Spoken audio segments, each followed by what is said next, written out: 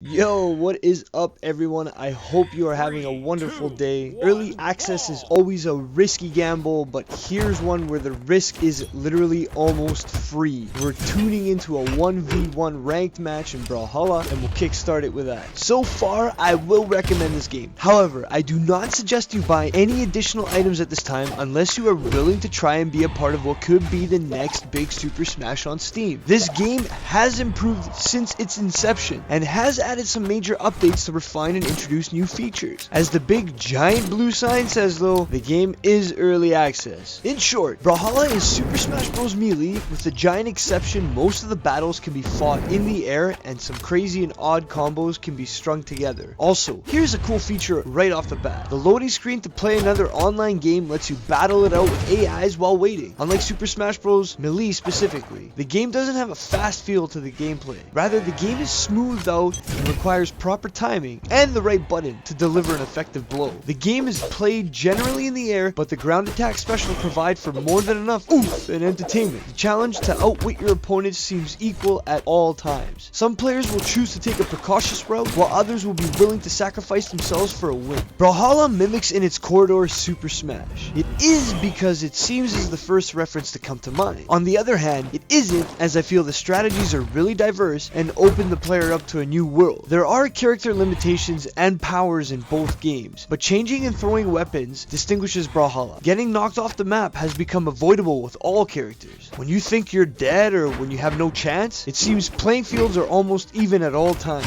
The edge of the map is a different game entirely here from Smash. Think of kicking a soccer ball versus a golf ball. Being able to slide on the edges opens up a new dynamic and possibilities for both players. It seems as those who simply wait to strike at vulnerable times seem to win the most. The game is persistent in its works to differentiate itself from Smash. Is this a good thing or a bad thing, you may be asking yourself? It's neither really. Until the game is done, then a full judgment can be made. The scoring system seems to play the odds of the KD ratios, while the heads-up display simply shows its awesomeness in the top right. Although I wish that awesomeness was a tad bit bigger in sprite size. It's tough sometimes keeping up with the fight, but the camera does a pretty good job of keeping you right where the action is. In other words, the zoom is definitely on the right track. Multiple game types make this game phenomenal. I can jump online with friends and play a free-for-all or play some two-player rank. It's actually pretty nice to see, considering it's in the state it's in. There are weapon drops in the game which resemble Smash, but unlike Smash, you're allowed to throw away your main weapon at any time. There aren't random weapons like Smash, but there is some variety. The weapon drop will drop and can be picked up within a certain time by anyone. Each character is given 2 weapons consisting of axes, guns, spears, swords, and not limited to javelins. In this sense, some characters have preferred fighting choices, and when unlocked can change their fighting stances, which can modify stats slightly but is limited to local game modes only at the moment. Items are a nice addition to the game and do not feel as though they tilt the odds. The longer the player holds the button down, the more oomph goes behind the shot. Items include a spike ball, a bomb, a mine, and my favorite, the horn. The horn creates a line of fire across the screen and even delivers another weapon to the position you blew it from. I have to admit that this style of weaponry is actually nice. It's a breath of fresh air, as it's something new. If you get tired of using this, try using this instead. If you get tired of using this, try using this instead. Don't like this? Go back to the other thing. Graphics resemble those of Castle Storm, but there is nothing wrong with that. The art style is nice and again sets itself apart from Smash. Sounds are good, but I would like to see a variant. Make a sword sound like a sword, even when thrown, and make a javelin sound different than a sword when it bounces off the ground. Stages didn't sit well with me at first, but they do change over time. I felt as though they were a bit small. I still do, but I can see why they are the size they are. I would suggest adding some levels that are larger and try to stay away from creating every level about the same size. I do like the physical changes that go on the map. Again, another plus for being different from Smash. If you really want to get creative, maybe add certain objects that can explode, upgrade, or slow down players in certain spots, and maybe make them usable every minute or so.